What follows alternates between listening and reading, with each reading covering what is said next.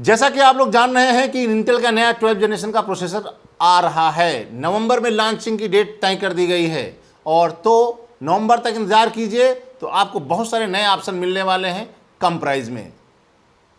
तो नया पीसी आप बना रहे हैं तो थोड़ा सा रुकिए और सोचिए, उसके बाद बनाइएगा। इंटेल का नया प्रोसेसर लॉन्च होने वाला है, तो हमने आपसे कहा था कि दुनिया आपकी बदलने वाली है कंप्यूटर क्षेत्र की। तो वो क्यों कहा था, कैसे कहा था, इसके बारे में हम उत्तर आपको इस वीडियो में देने वाले हैं। क्योंकि नया प्रोसेसर जो 12 जनरेशन का प्रोसेसर जो लॉन्च किया है इंटेल ने, वो भी AMD को बहुत ज़्यादा कम्पिटिटिव प्राइस में लेकर आया है और बहुत ज़्यादा हाई परफॉर्मेंस के हिसाब से प्रेजेंट किया है। तो यदि आपने अब तक प्रोसेसर लेने का मन बनाया हुआ है तो इंटेल का 12 जनरेशन का प्रोसेसर आने के बाद लीजिएगा। और 12 जनरेशन में क्या क्या परिवर्तन हो गए हैं वो हम आपको बताते हैं। प्रोसेसर आने से आपकी क्या परिवर्तन होंगे, आपका मदरबोर्ड चेंज हो जाएगा, आपके सॉकेट चेंज हो जाएंगे, आपकी स्पीड चेंज हो जाएगी, आपका पूरा कंप्यूटर सिस्टम चेंज होने वाला है। क्योंकि जब आपका प्रोसेसर चेंज होता है तो आपके पूरे सिस्टम चेंज हो जाता है, क्योंकि सिस्टम की पहचान कंप्यूटर में प्रोसेसर के द्वारा ही होता है। आपका पीसी किस जनरेशन का है, कितनी क्षमता है, वो प्रोसेसर ही तय करता है। तो 12 जनरेशन का जो प्रोसेसर आया है, जिसका कंपनी ने नाम दिया है अल्डर लेक, वो 11वें जनरेशन का उत्तराधिकारी है और वो बहुत ज़्यादा बढ़िया परफॉर्मेंस के हिसाब से लाया गया है। इस प्रोसेसर में 16 कोर तक अवेलेबिलिटी दी गई है। यानी इनका जो सबसे टॉप मॉडल प्रोसेसर होगा वो होगा i9 जनरेशन का 12900K, जिसमें 16 कोर होंगे और 32 थ्रेड होंगे। कोर क्या होते हैं, थ्रेड क्या होते हैं, इसके बारे में हम डिटेल में आपको नहीं बताएंगे कि ये क्या है, क्योंकि इसमें ज़्यादा लोगों को जानकारी ना तो लेना पसंद करते हैं ना तो वो जानते हैं। इसके बारे में हम एक और वीडियो बनाएंगे जिसमें आपको पूरा थ्रेड्स कोर क्यों हैं, कैसे हैं, उनका क्या काम होता है, इसके बारे में हम डिटेल में बताएंगे। आप हमारे यूट्यूब चैनल को फॉलो करते रहिए। तो 32 कोर और 16 थ्रेड जब आता जाते हैं, इसे उनको 2 पार्ट में डिवाइड किया गया है कोर्स को, यानी थ्रेड को। एक इसमें 2 कोर होते हैं, एक एफिशिएंसी और एक परफॉर्मेंस, दोनों मिल करके इस पूरे प्रोसेसर को बनाते हैं, जिससे कि आपको बहुत बेहतर रिजल्ट मिलता है। एक्टिव वर्क और बिहाइंड वर्क को मैनेज करने के लिए इन थ्रेड्स को मैनेज किया जाता है परफॉर्मेंस कोर में और एफिशिएंसी कोर में। इसके अलावा जो ये नया प्रोसेसर आया है, ये आपका LGA सॉकेट भी चेंज कर दे रहा है। जो नया प्रोसेसर है वो LGA सॉकेट 1700 पे काम करेगा। इससे पहले वाला जो सॉकेट था जनरेशन 11 में, वो 1200 नंबर सॉकेट पे काम करता था।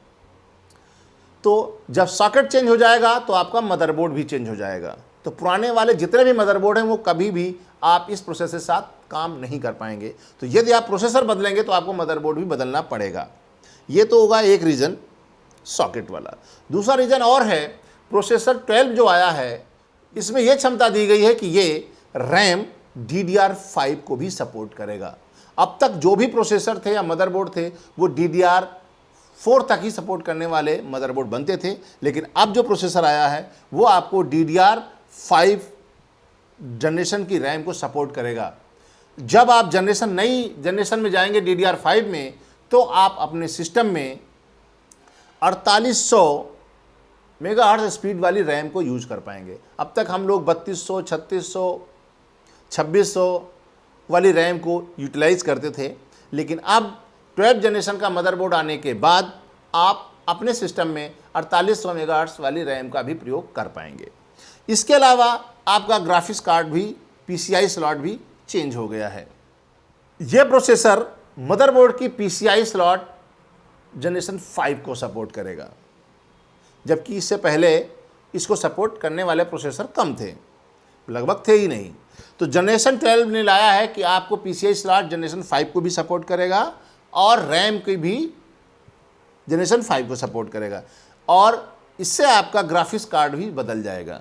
तो जो नॉर्मल ग्राफिक्स कार्ड है वो शायद इसमें सपोर्ट ना करें, इसके लिए ग्राफिक्स कार्ड भी आपको इसे सपोर्टिंग ग्राफिक्स कार्ड यूज़ करना पड़ेगा। अभी देखने वाली बात है, जब ये आ जाएगा मार्केट में, इस पर रिसर्च होगा, लोग देखेंगे कौन कौन सा ग्राफिक्स कार्ड इसमें सपोर्ट करेगा, तो एक्चुअल में पता चलेगा। अभी केवल ये थियोरेटिकल माना जा रहा है कि ये इसके लिए ग्राफिक्स कार्ड भी नया लेना पड़ेगा। तो यदि आपको मदरबोर्ड नया हो जाएगा, रैम नहीं हो जाएगी सॉकेट के कारण, तो आपका सारा कुछ बदल जाएगा। आपका कैबिनेट भी उसी हिसाब से होगा, उसको ये ज़्यादा पावर चाहिए होगा तो आपको पावर सप्लाई भी ज़्यादा बेहतर देनी पड़ेगी। तो ये सारा कुछ परिवर्तन होने वाला है। और इससे क्या है, परिवर्तन होने के एक और हम बता रहे हैं, यदि इसका प्राइस बहुत कम्पिटिटिव प्राइस लेकर के आ रहे हैं तो AMD भी कंपटीशन की मार्केट में उतरेगा, तो वो भी अपना प्राइस कम करेगा। इंटेल के जो पुराने जनरेशन के प्रोसेसर उनका भी रेट कम होगा, तो आप अपने हिसाब से कम बजट में नया प्रोसेसर ले पाएंगे।